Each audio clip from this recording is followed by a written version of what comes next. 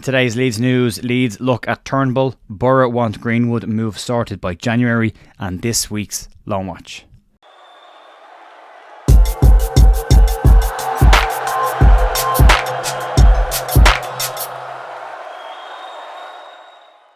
Hey folks, Jer here at The View on the 6th of December, Wednesday morning with your Leeds United news. The one a week as well. If you like the channel, if you want to help support and keep the channel growing, you can do so by subscribing to the channel or liking and sharing the videos around. And that's that. We'll crack on and get into this. This will be a pretty short video, but there's not a huge amount. We've got the press conference tomorrow for the game at the weekend. So we'll have a match preview out probably either late tomorrow night or instead on Friday, depending on what the news situation is like on Friday morning. It's pretty thin on the ground at the moment. So but we'll crack on and we'll get into this. We'll start off with players linked with an incoming at Leeds United, and it's starting to heat up and names are starting to pop up. Whether they're real or not remains to be seen. We'll find out more in the next couple of weeks. But starting off with the possibility of a midfield incoming, and according to Team Talk, Leeds are looking at a second Celtic midfielder in an attempt to add more goals to the team from that part of the park after Leeds tried unsuccessfully to sign Matty O'Reilly during the summer with a move, a £10 million move for the player. Then Celtic striker John Hartson believes that David Turnbull will be a fantastic addition to Leeds, also believes Leeds will be a fantastic addition to him as well. And Hartson did say on this, he said, "I like David Turnbull, I've always said it, he's a goal scoring midfield player. He adds 10 to 14 goals every year for you from midfield, and I can see him going to a top championship club like a Leeds United." So he is a good player. He is clocking plenty of goals. He's got 7 goals and 12 appearances this season.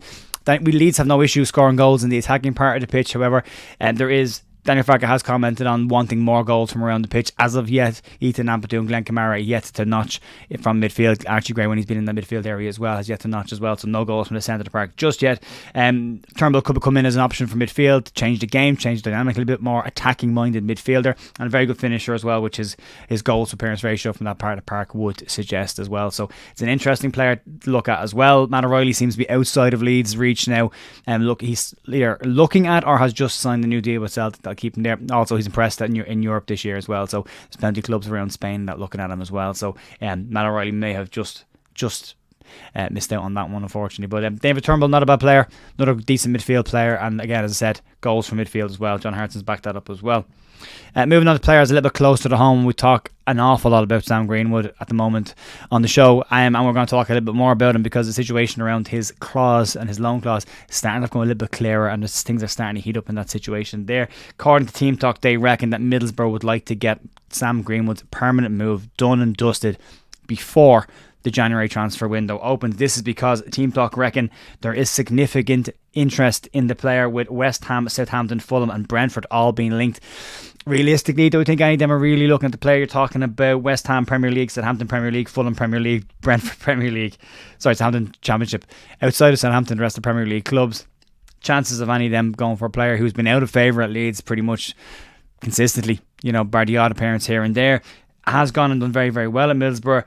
The clause in his contract, Team Talk suggests that Boro need to get promoted in order to be able to afford Sam Greenwood. And what it says is that if Leeds get promoted, the clause is also affected. The Northern Echo have reported on this as well, and they say that if Leeds go up, Sam Greenwood is entitled to a substantial wage increase, which would put any chance of a move to Boro almost impossible to do.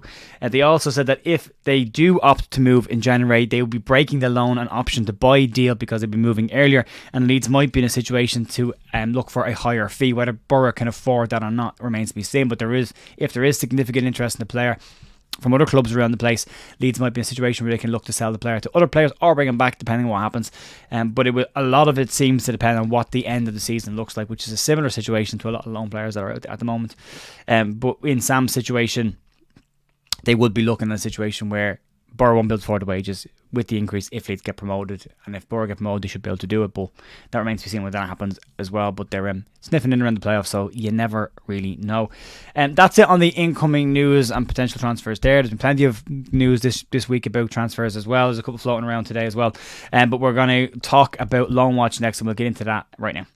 Robin Koch played in midfield this week for Frankfurt in their 2-1 loss for Augsburg. 90 minutes for him there. Jack Harrison, another 90 minutes in a 0-1 away win for Everton at Forest. Max Vober missed Gladbach's 2-1 win over Hoffenheim. He is currently injured. Rasmus Christensen came off the bench in the 46th minute for Roma to score a late winner in their 2-1 away win against Sassuolo. Diego Llorente also played in that game and clocked up 90 minutes for Roma. Sam Greenwood obviously couldn't play against Leeds at the weekend, his parent club for Middlesbrough. Cody Drama was benched for Birmingham. However, he did come on for his replacement in the team in the 26th minute in their 0-0 draw with Rotherham. Mark Rocket played 90 minutes in the 0-0 draw for Betis against Almeria at the weekend. Luis Sinisterra is still waiting for his first start for Bournemouth, a 71st minute substitute in a 2-2 draw against Aston Villa. And Sonny Perkins was dropped again from the matchday squad. And we'll talk about him real quickly as well. So the other news that's come out on Sonny Perkins is that he is widely expected to be recalled from Oxford once the January window opens.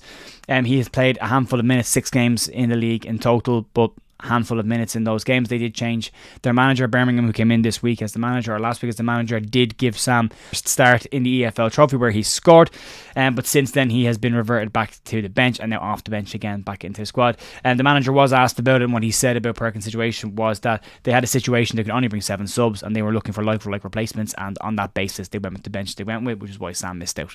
But he's not playing. We've talked about it a lot. Sonny's not playing. Talked about it or not, but it looks very likely that Sonny Perkins will be recalled by Leeds United when the January transfer window reopens, and maybe look to either put him into 21s or put him out on loan, because he has stagnated completely there, and he no use to Oxford and no use to Leeds. He's not playing ball at all. So that's going to be pretty much it for me today, folks. Keep an eye out for the podcast, probably recorded tomorrow night after the press conference is done as well. That will go out Friday afternoon, and then we'll try and get the match preview video done again tomorrow for a Friday morning launch as well. So have a fantastic rest of your day, and I will see you tomorrow morning for more Leeds news. Have a great day. Bye.